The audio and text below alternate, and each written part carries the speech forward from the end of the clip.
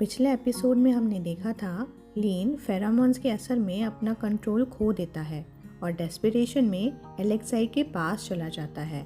My husband, my made बोलते हुए वो एलेक्साई के कपड़े उतार देता है, लेकिन जो वो देखता है उससे शॉक्ड और स्टन्ड हो जाता है। मोमेंट और इंटेंस होता है, लेकिन पेन के एक शार्प झटके से लीन रियलिटी में वापस आ जाता है।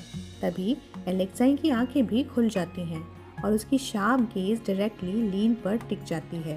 लीन पैनिक में बेड से गिर जाता है और उसी डिसेबल स्टेट में रूम से बाहर भाग जाता है। कॉरिडोर में रुककर वो अपने एक्शंस के गिल्ट और कॉन्सिक्वेंसेस के बारे में सोचता है, अपने आप को ब्लेम करता है और डर से काँप रहा होता है। मैंने ये क्या कर दिया और वो मुझे मार डालेगा, उसके माइंड में कॉन्स्टेंटली इको करता है। अब आगे चैप्टर की शुरुआत होती है एलेक्सिस के लग्जरी हाई राइज से, जो रात के अंधेरे में चमक रहा है। एलेक्साई के रूम से जब कोई आवाज़ नहीं आती तो लीन बोलता है, ये इतना क्वाइट क्यों है, बहुत अजीब लग रहा है। उसका दिल ज़ोर से धड़क रहा था और टेंशन उसके अंदर से निकल ही नहीं रही थी। वो कॉन्शियसली एलेक्सिस के रूम के ग्लास डोर के पीछे से झांकते हुए सोचता है, मैं कहीं सपना तो नहीं देख रहा था। वो खुद को समझाने की कोशिश कर रहा था, लेकिन रूम की अननर्विंग साइलेंस उसके लिए और मुश्किल बना रही थी। बस अब ख़त्म करके सो जाता हूँ, लीन ने अपने आप से कहा और एलेक्साई को उसके कपड़े पहना के कंफर्टेबल पोजीशन में लिटा देता है। अपने फ्लोर पर पड़े हुए कपड़ों को उठाते हुए लीन एलेक्साई को देखता है, जो अभी भी बेड पर मोशनलेस पड़ा था, बिल्कुल शांत। लीन अपने आप से धीरे से बोलता है, मुझे पता है मैंने जो किया वो सच में बहुत गलत था।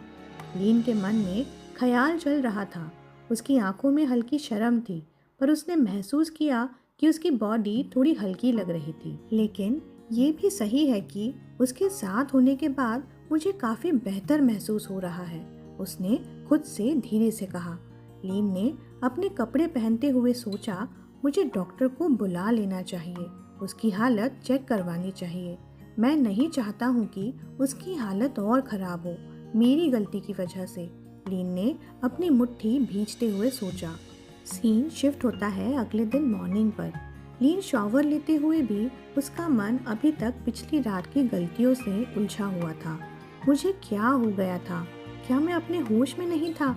उसने अपने दिल से सवाल किया। क्रेजी, मुझे अपने होश में होना चाहिए था।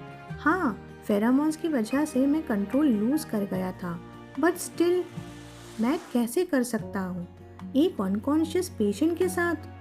वॉल का सहारा लेते हुए वो सोचता है, अगर वो सच में लास्ट नाइट जाग गया होता तो क्या होता, क्या हुआ होता? लीन ने किचन काउंटर पर एक मग रखा और कार्लोस को कॉल लगाया। उसके चेहरे पर टेंशन साफ दिख रही थी।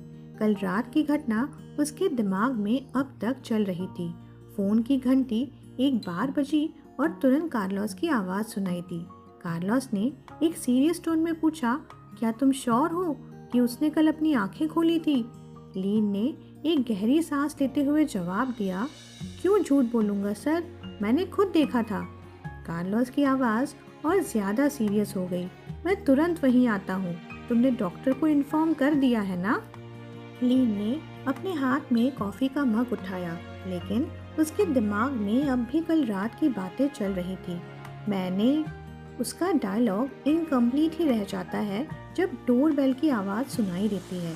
लीन कुछ कंफ्यूज्ड और थोड़ा अलर्ट लगता है और ओ लगता है डॉक्टर आ गए हैं, उसने फ़ोन पर कहा। कार्लोस ऑलराइट कहकर फ़ोन कट कर देता है। डॉक्टर एंट्रेंस पर खड़े दिखते हैं। लीन ने उन्हें वार्मली ग्रीट किया। गुड मॉर्निंग डॉक्टर, इतनी सुबह बुलाने के लिए माफ़ी चाहता हूँ। डॉक्टर ने मुस्कुराते हुए जवाब दिया, कोई बात नहीं सर, ये मेरा फ़र्ज़ है। लीन ने उन्हें अंदर बुलाया और दोनों एलेक्सिस की रूम की तरफ चल पड़ते हैं। डॉक्टर ने लीन से कामली पूछा, क्या आपको याद है यंग मास्टर ने अपनी आंखें कितनी देर तक खोली थी? क्या वो अचानक खुल गई थी या कुछ ट्रिगर हुआ था? लीन थोड़ा हेसिटेट करते हुए डॉक्टर के सवाल का जवाब देता है, शायद 3 मिनट के लिए। और वो एकदम से हुआ। वर्ड्स तो ठीक ठाक लग रहे थे, लेकिन अंदर से वो काफ़ी नर्वस था। कैसे बताता कि एलेक्साई ने जब होश में आंखें खोली थी तब मैं वो कर रहा था।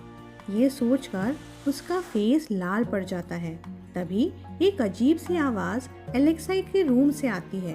लीन का स्माइल तुरंत वाइप आउट हो जाता है और एक पल के लिए उसका हार्ट स्किप कर जाता है। लीन के चेहरे पर एक अजीब सी नर्वसनेस थी। पसीने की बूंदें उसके माथे से टपक रही थी, जैसे कोई बड़ी गलती पकड़ी जाने वाली हो। डॉक्टर ने कंफ्यूज नज़र से पूछा, क्या हुआ सर, आप रुक क्यों गए? लीन कुछ बोलने की कोशिश करता है पर लफ्ज़ उसके जुबान से निकलते ही नहीं। डॉक्टर की आवाज़ फिर से आई, इस बार ज़्यादा एक्साइटेड और शौक के साथ। यंग मास्टर, आप जाग गए? लीन का चेहरा एकदम सफ़ेद पड़ गया। वो एक कदम पीछे लेता है और अपने सर को पकड़ लेता है। हाँ, एक शेकी सी आवाज़ उसके मुंह से निकलती है।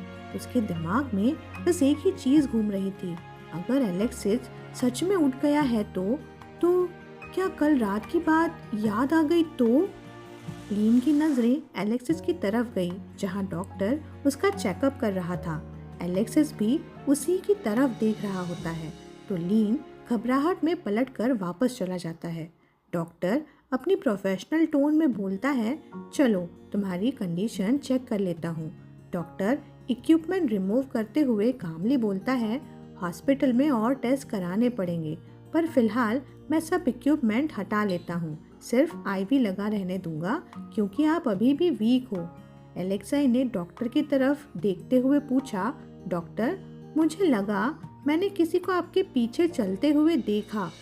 एलेक्सिस ने आईब्रोज थोड़ा निट करते हुए उससे कहा, वो कौन है? क्या नया नर्स है? और छुप क्यों रहा है?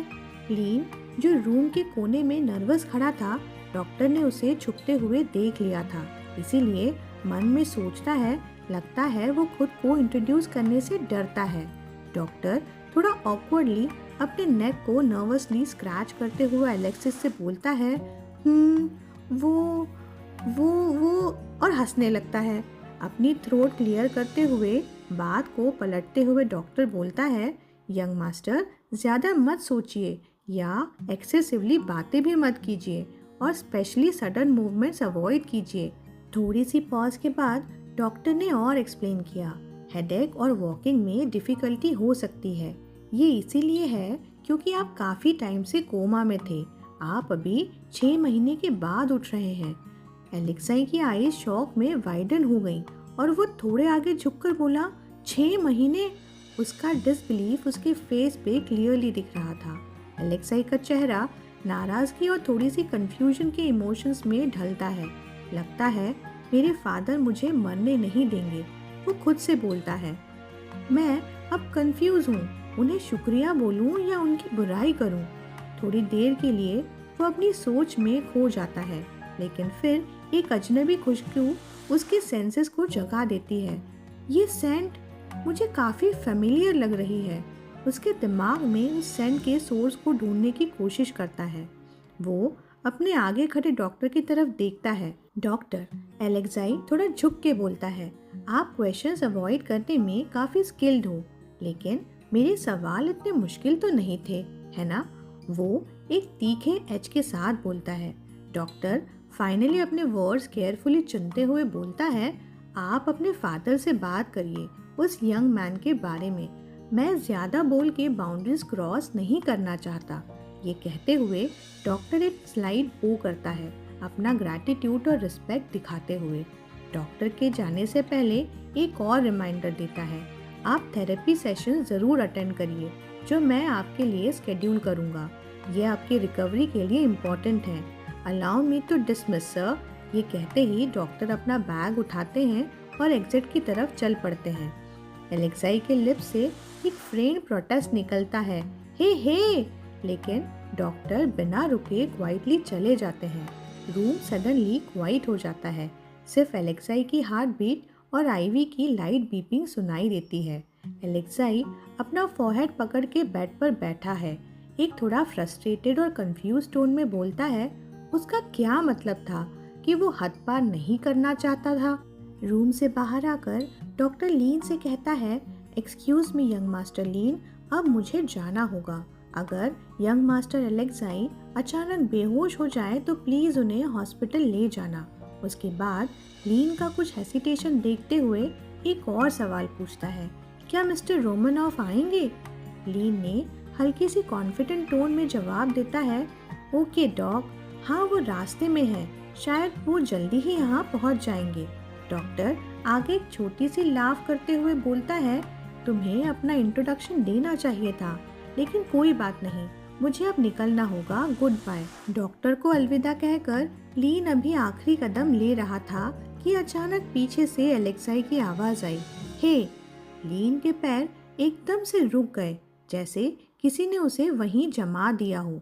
उसने धीरे से पलट कर देखा, पता है तुम अभी भी वहीं हो, इधर आओ, एलेक्साई ने एक सख्त लेकिन कोल्ड टोन में कहा।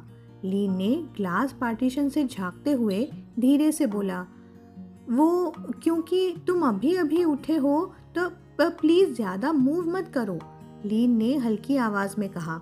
उसके शब्दों में घबराहट और इनसिक्योरिटी का असर था। वो पार्टीशन के पीछे छुपने की कोशिश कर रहा था, जैसे एलेक्साई की गहरी नज़रों से बचना चाहता हो। लीन वहीं खड़ा था, एकदम फ्रीज हो गया जब एलेक्साई की इंटेंस आवाज़ रूम में गूंज उठी, क्या तुम चाहते हो कि मैं आके तुम्हें ले जाऊं? उसका टोन काम था लेकिन एकदम डायरेक्ट। लीन का पियर्सिंग गेज उसके ऊपर था, एक शार्प ब्लेड की तरह। उसकी बात सुन के लीन पैनिक में बोल पड़ा, मैं आता हूँ, और फिर जल्दी जल्दी एलेक्साई की तरफ बढ़ने लगा। एलेक्सिस बेड पर रिलैक्स करते हुए बोला, आई एम श्योर तुमने मेरी डॉक्टर के साथ कन्वर्सेशन सुनी होगी। लीन एलेक्साई की तरफ देखता रहा।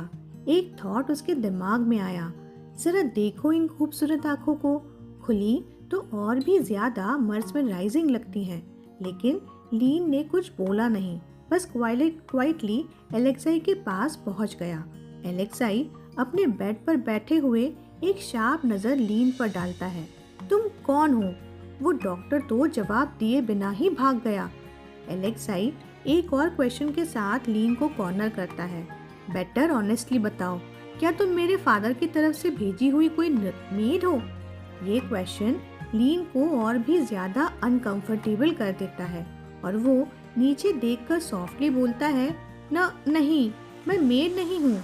फिर अचानक लीन एक dramatic yet light hearted moment create करते हुए अपनी बात क्लियरली बोलता है, मैं तुम्हारा पार्टनर हूँ, तुम्हारा मेट हूँ, तुम्हारा ओमेगा। वो एक चीकी और एग्जैगरेटेड लाफ के साथ अपनी ऑकवर्डनेस को छुपाने की कोशिश करता है। फिर एलेक्सिस कहता है, अच्छा तो फिर तुम मरो।